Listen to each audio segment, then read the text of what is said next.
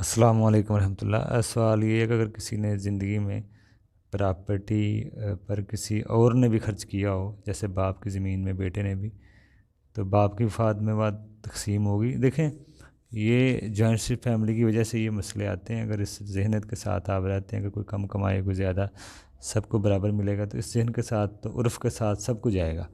اگر کوئی پیسہ اس ذہن سے لگا رہا ہے کہ کل کو جب بھی بانٹیں گے تو عرف کے حساب سے سب کو برابر جائے گا، چاہے کوئی کم بیٹا کمائے چاہے زیادہ کمائے، تو وہ سب مل کے جل کے ہم، تو پھر تو کوئی مسئلہ نہیں ہے۔ کوئی کم کما رہا ہے کوئی زیادہ کما رہا ہے، لگا رہے ہیں اکٹھی ایک ہی جگہ پہ، سب میں برابر برابر ہے۔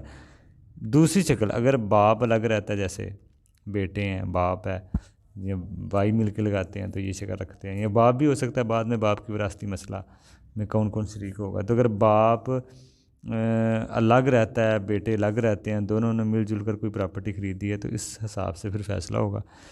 پراپرٹی خریدی ہے اگر اس سے، اگر سب الگ الگ رہتے ہیں، یہاں پر صرف باپ کی پراپرٹی صرف بیٹے کی بٹے گی۔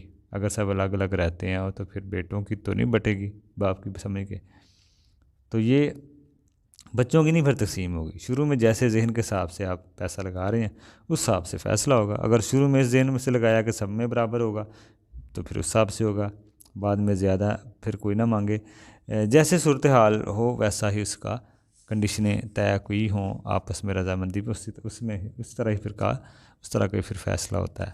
اگر آپ نے اکٹھے مل کے لگائی اور یہ سوچ کے لگایا کہ سب میں برابر بانٹیں گے تو ٹھیک ہے، لیکن اگر آپ کہتے ہیں نہیں باپ کا الگ ہے ہمارا الگ ہے، ہمارا بھائیوں بہنوں کو نہ جائے، باقی بھائیوں کو ہم نے خود کمایا ہے، تو پھر وہ باپ کی وراثت نہیں بنتی، باپ کی اپنی ہی بنے گی۔ تو یہ شکل ہوتی ہے جو بھی کسی نے طے کی ہے، اس حساب سے پھر اس میں فیصلہ ہوتا ہے۔